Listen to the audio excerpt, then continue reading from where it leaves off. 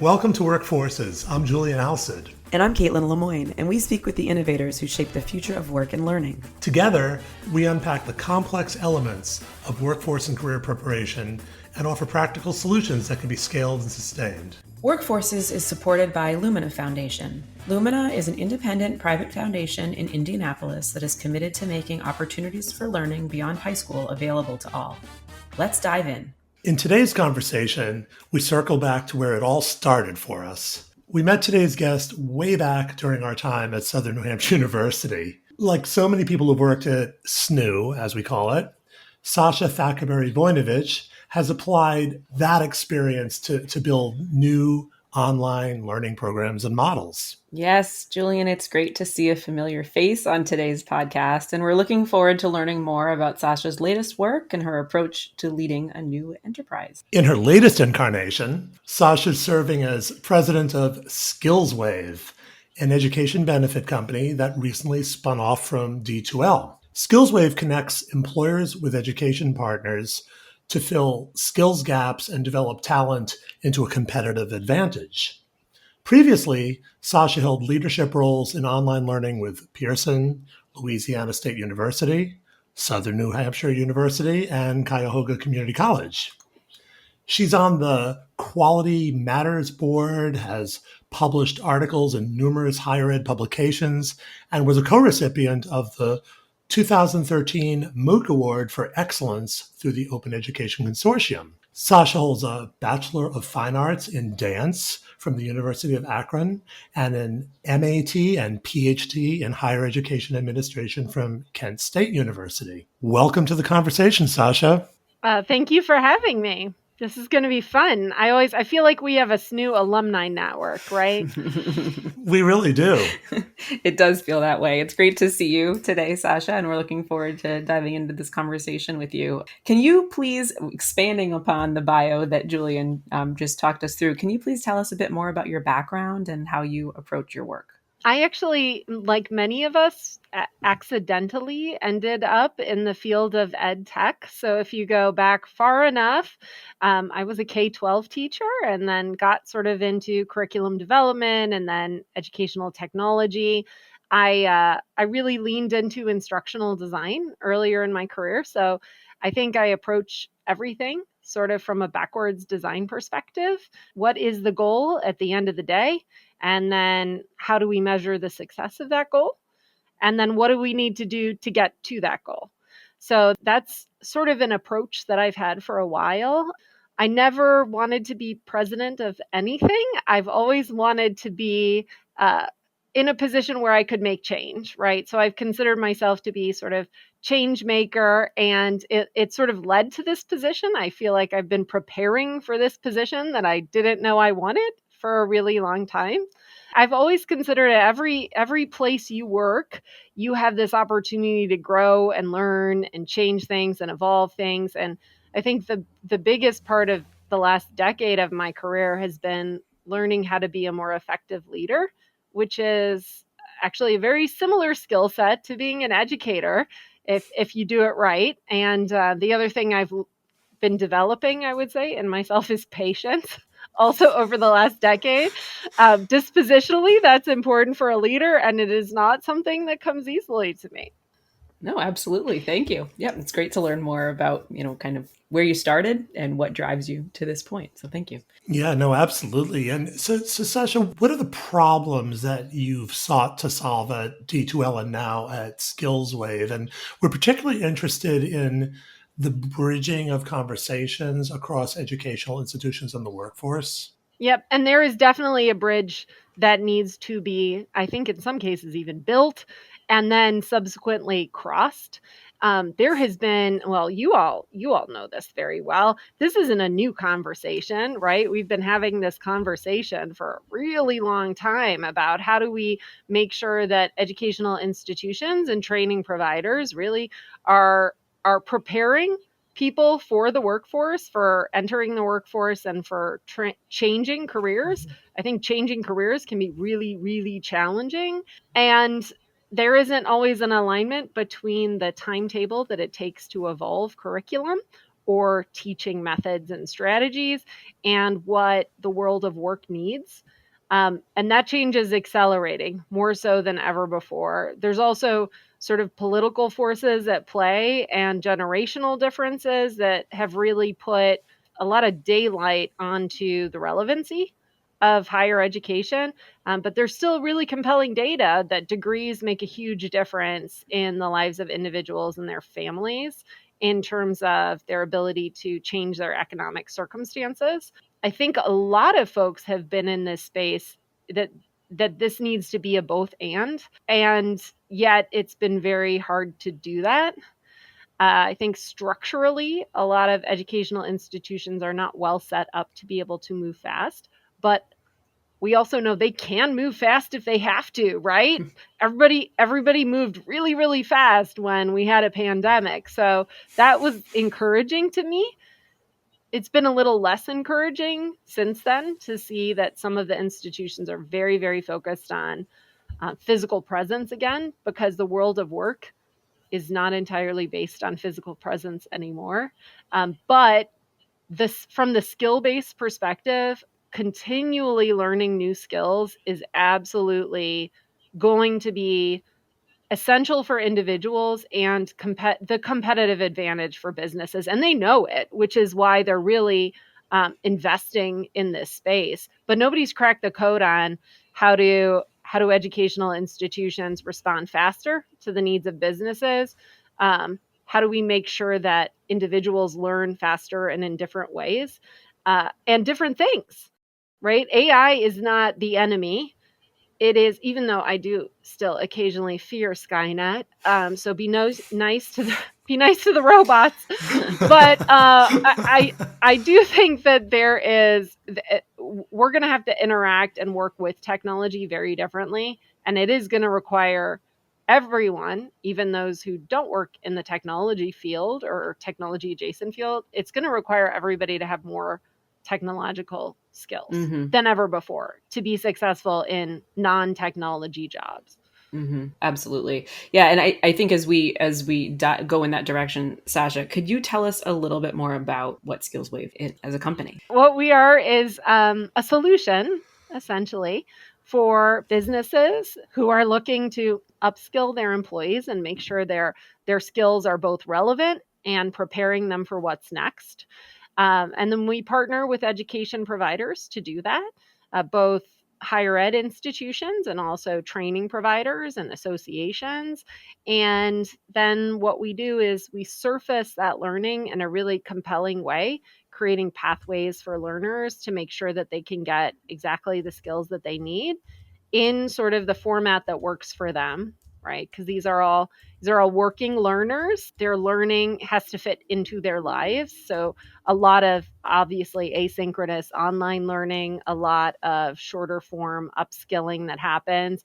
And then we focus very deeply on the ROI for the business, right? So are you attracting more growth-minded, more skilled workers who are interested in taking advantage of education benefits? Are you retaining those at higher rates? Are you advancing those? So what are your internal promotional pathways? Or also that matrix of, are you filling sideways those skill gaps in harder to hire areas? Because even though the employment market is definitely softening somewhat, the essential skills piece of this is not. It is hard to find the right skilled people for a lot of jobs right now. It's been an interesting journey. The thing that was newer to me is I never worked at an educational technology company before, right? And so I've learned so much about the platform and the data structure behind it, which is really fascinating. We use these live APIs to make sure the skills that we're bringing in are really the ones that are needed, are associated with the right careers, aligned to the right courses and certificates and degrees and pathways. So it's been a really exciting journey, and I think what we're doing is really at the forefront. And I believe every company is going to offer education as a benefit.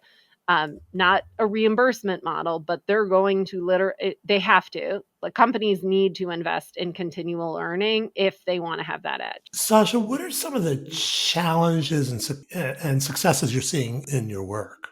I would say successes is that everyone is interested in doing this. This is absolutely, we are skating to where the puck is going to be. In my mind, that's a double funny, because our company is Canadian and I know absolutely nothing about hockey. So I would Just say, give Sasha more money, please. yes, Canadians. yeah. So we've learned a lot that this is a high demand area. I think it's much harder to do the translation piece, right? And also the evolution of what higher education needs to do to have that immediate relevancy for companies. That's a deeper challenge. And so we've had great luck in partnering with institutions that are more ready for that evolution, have become evolving already, understand the needs of adult learners differently, are able to support adult learners differently. And you both know this from SNU, like the importance of that, advising for retention and really looking deep at how you support people for whom education is not their primary endeavor, right? Their work and their families are. So that's a different level of challenge. And it feels like we have the opportunity to help transform this space, which is really exciting. It's scary sometimes, it's challenging, but it's also super exciting that you get to sort of be part of building the future. Absolutely. Well, and you mentioned, Sasha, the speed at which everything is moving. One, I mean, from rapid tech advancements to a rapid upskilling needs, and and really not even knowing, maybe in some cases, like, what are the skills that our employees are going to need in the next year or two. How do you think about working within that landscape? Like, what are, do you have any principles that you follow, or I don't know, a framework through which you think about that? Oh, wow. I don't think I'm quite that advanced there. Ideas. Approaches. Yeah. How about we call it approaches? Totally. I actually think this is where the unique human component comes in. I think this is where there's a certain amount of skill set data and keywords associated with data and skills taxonomies. There's a certain amount of that cannot go and complete that circle, right? I think this is where, in fact, we're learning that we need to work with the technology differently and also the humans differently, because the algorithms and the results of what's coming out of AI it's only as good as the conversations you have before it, during it, after it, how it's implemented, there's a difference between what's written in the job description that you're pulling the data from and what the individual actually does on a day-to-day basis, because sometimes that changes really, really fast, right?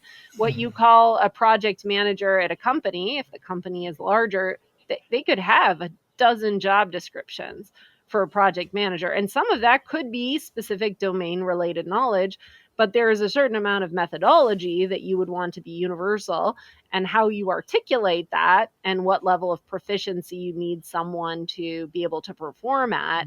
Sometimes those are very legitimate conversations that need to happen. And L&D departments are some are incredibly advanced at this. Some just don't have the capacity to do all of it themselves. Like, they have the skill sets themselves, but they have, a person doing L&D for an entire manufacturing division, right? So sometimes we're capacity building in that respect. But that whole, that working from a human perspective, I think, has never been more important. And I think a necessary component of that is, what are those durable skills? How do we need to communicate with each other? How do we work in teams together in a very different way, where we are more technology supported than ever before? I don't care if, like, you're working in a warehouse or you're, setting up a construction site, or you're working for a software company, you are using technology differently. And that requires both different skill sets, but moving and learning faster than ever before. Yeah, it's that absolutely. And it also makes me think about, as we think about, when you're talking about like an L&D leader in a company, how do they also take into account from an adult learner perspective, all the skills that we all already have, right? Like one of those other unique elements of working with adult learners is they already have a ton of skills. They're bringing existing domain knowledge and skills to the table. And how do you recognize that or unearth that as part of their lived experience and part of what they draw with them to their next role and build that into their L&D plan?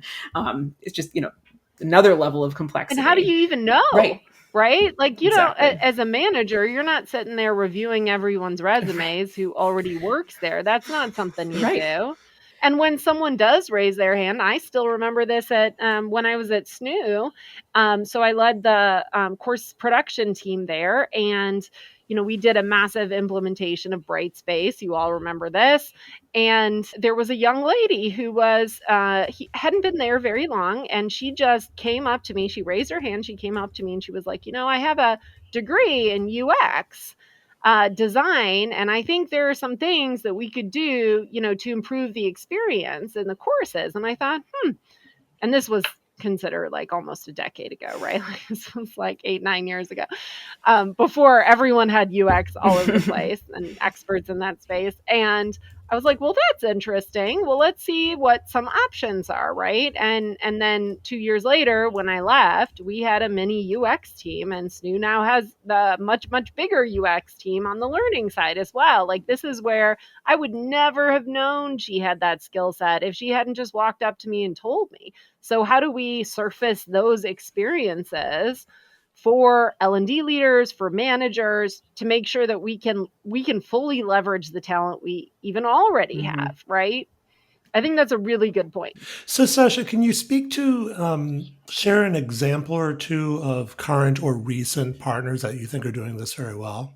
One of our clients is a rather large retailer, and they actually did a whole analysis of sort of what talent they currently had, what skills were they projecting were going to be needed in the next couple of years, down to what specific positions were they having problems filling now, but were they projecting having more challenges in the future?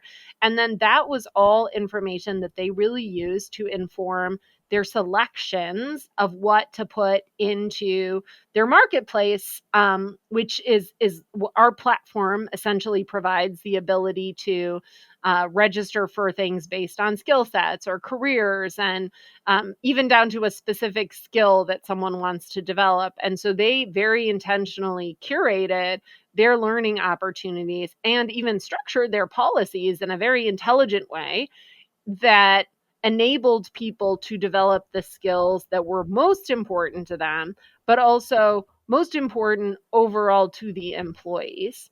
So, the French is a very important part of the culture in Canada, obviously because of Quebec, but also just in terms of, doing business, it is one of the national languages. And so learning French as a second language for people who aren't native French speakers is really important. And that was one of the skill sets they wanted to extend to all employees, even though not in Quebec themselves. So that was something that was really important. I would say that from the sourcing perspective, another one of our clients had very specific needs in the energy sector. And so that's where we can go to our education partners and say, hey, what do you have available in this specific space? Which is also one of the reasons that we play in very specific, we call them ICPs, ideal customer profiles. And we focus on certain industries, and we intentionally do not do other industries. There are industries, specifically healthcare. There are other companies in this space that really, they do that very well. They do that all day long. The market itself doesn't need another player in that space. And And it's complex. It's highly regulated. There's clinical sites, all sorts of complications. So we're really leaning into the types of businesses where we're going to be most aligned and most successful, which is, retail, energy, manufacturing, high-tech manufacturing, construction management. There's a lot of, and interestingly, professional services. For some reason, we have a lot of interest from financial firms, which is sort of just happened organically. But those are, it's like this nexus of supply and demand and motivation, all centered around the skills. That's like the skills is sort of the core part. It is the DNA of everything we do. Sasha, one question that we like to ask everyone who comes on this podcast, given that it's called Workforces, is based on your lessons learned. We'd love to hear practical steps that our audience can take away to become forces in implementing programs or products that are at the intersection of higher ed and industry. So if you have a couple of like practical steps or, things that you would recommend that are tried and true or emerging for you too, that would be great. The first thing would be look at the data. And I would start with sort of demand-based signals in the marketplace. Some of those are very, like, are almost data sets you can just grab, like, right? Like you can just grab data from Lightcast or a number of places that follows job data. And then you can also grab data on who is enrolling in what type of program, what programs are being developed at colleges and universities. That data is available. But I think enrollment data is really important because you have to look at the demand on all sides of this equation. Colleges and universities want to develop programs in certain areas. They may not be looking at all of those demand signals. I know I've interpreted demand signals poorly in the past, so it doesn't necessarily matter what you think about the data. It matters what the data is telling you. The best data wins, best interpretation of the data wins. And sometimes you get it right, sometimes you don't. So you got to pivot fast. But there is definitely a bias towards perception in any field because developing learning is not cheap, usually not quick, and hard to assess well. It's even more important that you look at the right data and try to interpret it and then be willing to pivot if that's not something that is working. I would say listen to your audience on all sides is the second thing. So look at the data first, quantitative data, always super helpful, but then listen to your audience. And it shouldn't be the people that you surround yourself with day in and day out. It should be people out of your comfort zone, friends of friends of friends in the field who go farther away from where you are. You need to triangulate data, right? I think in higher ed, on the higher ed side specifically, we listen to ourselves a little bit too much and we don't listen to employers enough. Or we don't believe employers. That's my favorite mistake is employers will tell you, I need this skill set.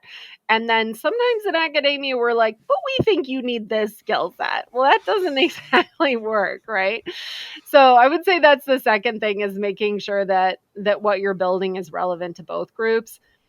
And I would say from a philosophical perspective, it's really important to advocate that those two things are not, that doing what is right for business does not mean not doing what is right for the individual.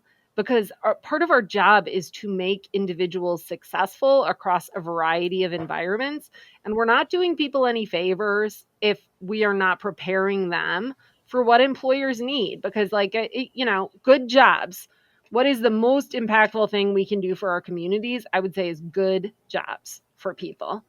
And then the other thing I would say is this is very practical, probably a little less PC, but know how to navigate your environment because all of these environments are incredibly political in and of themselves. And I don't necessarily mean politics in terms of Republicans and Democrats, though I guess in some cases that's also involved. But these are complex environments within universities, within organizations that have, competing demands and competition for resources and different power structures, different organizational structures. And so to pay attention to those, because no matter what you do, you have to navigate an environment to be successful.